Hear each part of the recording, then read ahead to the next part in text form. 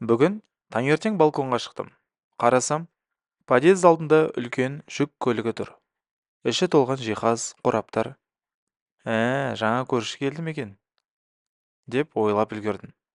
Бірақ 5 минуттан кейін түсіндім, керісінше. Заттарды көлікке тиеп жатыр, біреу көшіп жатыр.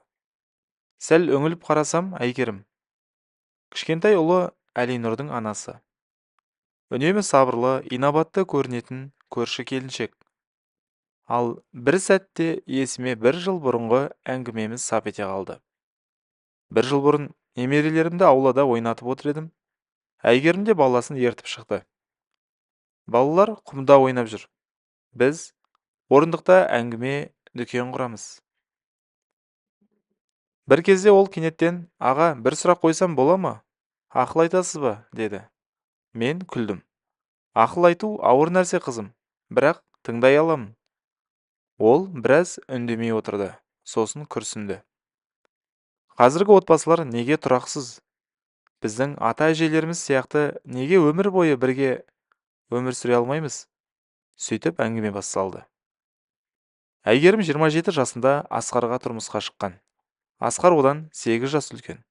Бұрын үйленген, бірақ баласы болмаған. Әйгерім жұмысқа жаңа келгенде Асқар көңілі аудара бастапты. Кейін білген, әйелі бар екен. Бір күні ол, маған ұрпақ керек, балалы болғым келеді, деп ашық айтқан.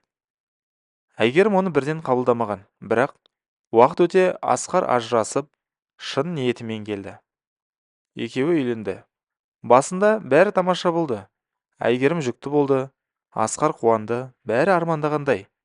Бірақ жүктіліктің 7-ші айында Әйгерім бір күні құрбысымен кафеде отырғанда Асқарды көріп қалады. Жалғыз емес, бұрынғы әйелі Ләззатпен. Қол ұстасып бара жатты. Сол сәтте ол телефон соғады. Қайдасың?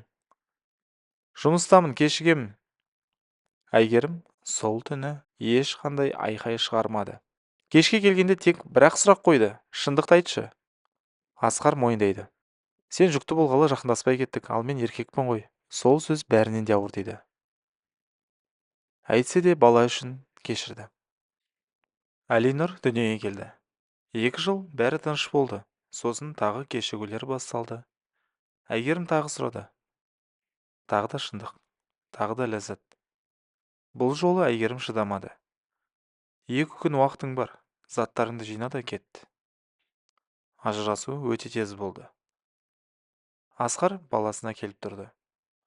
Ажырасқан соң бір күні мектептегі сыныптасы Ернұр кездесті. Сені мектептен бері жақсы көретінмін, деді ол. Олар бір айдан кейін бірге тұра бастады. Ернұр Әлинұрды өз баласындай қабылдады. Әйгерімнің өмірі қалыпқа келе бастағандай көрінді. Бірақ Әлинұрдың 3 жасында туған күні болды. Сол күні Ернұр іс-сапарда еді. Асқар да келді.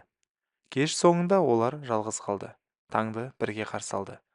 Басында қателік деп ойлады, бірақ бұл 1 жылға созылды. Әйгерім бұрынғы күйеуінің жасырын махаббатына айналды. Асқар бұрынғыдан да мейірімді, қамқор болып кетті.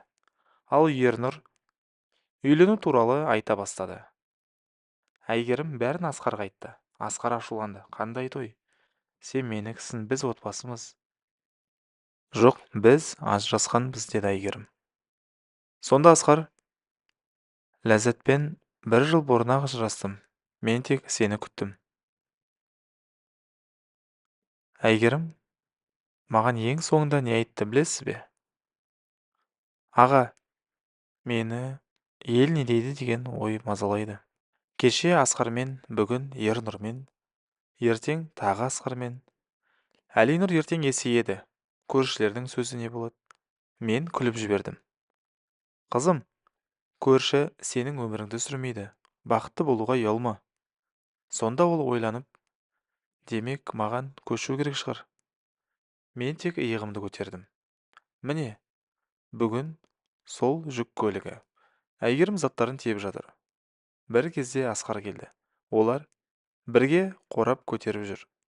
Демек, ол Асқарды таңдады. Жаңа аудан, жаңа бастама, мүмкін қайта қосылған отбасы. Бірақ